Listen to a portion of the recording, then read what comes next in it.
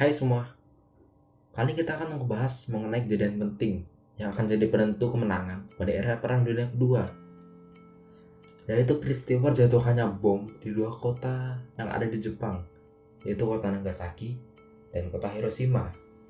Jatuhnya bom di dua kota itu bisa dibilang itu genosida, karena kejadian ini newasin lebih dari 226.000 jiwa, dan sebagian besarnya juga warga sipil.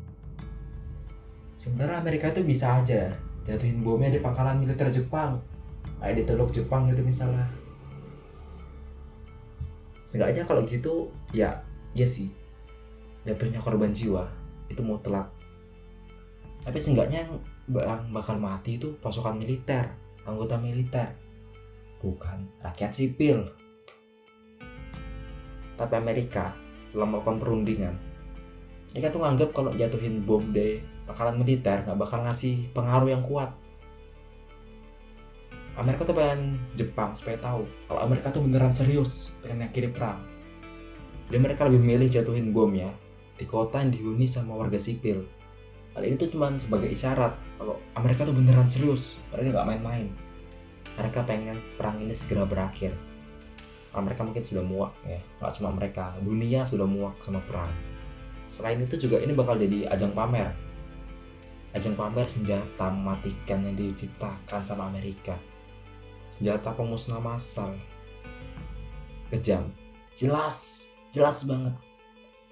Amerika itu berniat jatuhin bom di kota yang dihuni sama warga sipil, di kota yang warganya itu nggak tahu apa-apa gitu, innocent, nggak bersalah. Itu menjatuhin senjata pemusnah massal, nggak pakai pandang bulu, bayi, nenek-nenek, kakek-kakek, rata semua dilibas. Oke, sampai sini mungkin kalian mikir Amerika kejam banget ya. Dasar Amerika kejam, apaan lu? Jangan lihat dari cuma sudut pandangan Jepang aja, kalian lihat dari sudut pandang Amerika. Cara ini tuh ampuh. Buktinya apa? Seminggu setelah bom menjatuhkan, Jepang nyerah pasukan sekutu. Tepatnya itu pada tanggal 15 Agustus 1945. Dan kalian kalau mikir Amerika tuh sepenuhnya bersalah, enggak. Amerika sudah ngasih peringatan. Amerika sudah ngasih peringatan ke Jepang. Jika dalam waktu dekat, Amerika akan melakukan serangan udara ke 11 kota dan meminta warga yang tinggal di kota-kota tersebut untuk segera mengungsi. Amerika nggak ngasih tahu bomnya tuh bakal sekuat itu ya. Jadi pihak Jepang tuh ngira kalau bomnya tuh bom biasa yang jatuhin. Jadi peringatannya itu nggak dipedulin sama Jepang. Dan ya mungkin itu salah satu kesalahan terbesar Jepang ya. Hal yang dilakuin sama Amerika itu memang kejam. Tapi itu juga gak jadiin Jepang jadi lebih baik gitu ya. Jepang juga sama aja, sama kejam gitu ya. Jujur, saya sendiri setuju, bersyukur gitu. Karena Amerika berani ngambil keputusan buat ngancurin dua kota. Karena yang dilakuin Jepang tuh juga sama aja gitu, sama kejam gitu ya. Jepang tuh kayak Jepang lakuin genosida ke negara-negara Asia. Mungkin sudah 10 juta orang jadi korbannya Jepang.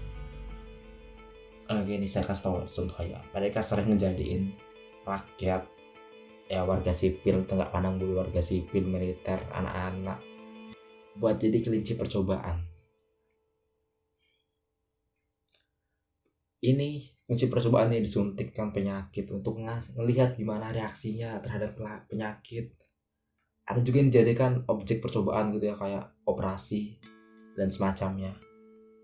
Dan ini dilakuin tanpa anestesia. Kalau kata anestesia tuh itu obat yang dipakai buat sebelum operasi gitu, obat penghilang rasa sakit. Nggak pakai itu, bayangi udah operasi selagi kalian sadar gitu, dipotong-potong gitu, dibuka kulitnya. Oke, ini memang kejam,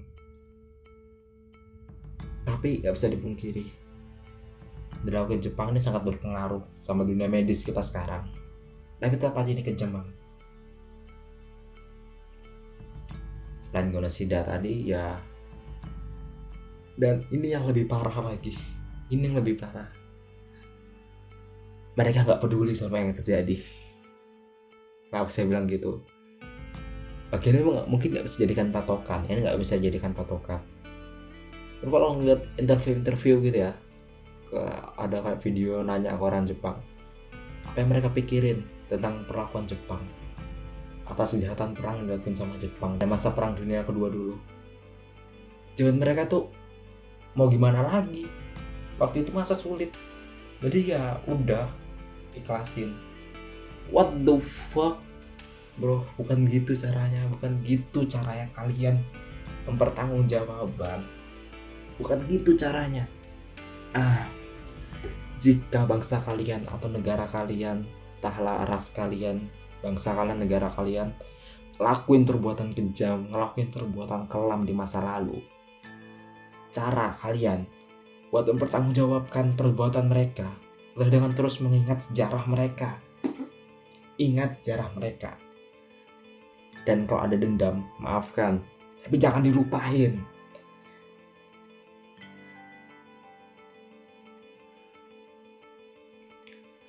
Kayak kita Indonesia, kita sudah pernah dijajah sama Jepang, sama Belanda. Gak cuma itu aja, mungkin negara-negara Eropa juga sudah pernah menjajah kita.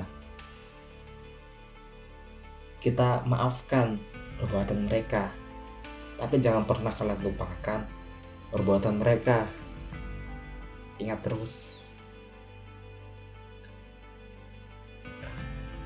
Ingat terus, kayaknya cara kita buat menghargai yang sudah gugur. Oke. Yaudah, akhirnya dulu sampai sini. Makasih sudah dengerin celotehan saya dari awal sampai akhir. Dan lagi kalau ada kritik saran, taruh di bawah. Tapi kalau ada dari kalian yang gak setuju sama opini saya, taruh di kolom komentar. Kita selesaikan di bawah ya. Ya oke, dah, bye. Oh ya, subscribe plus like. Kalau kalian coba pengen dislike, mending gak usah di dislike. Oke, bye.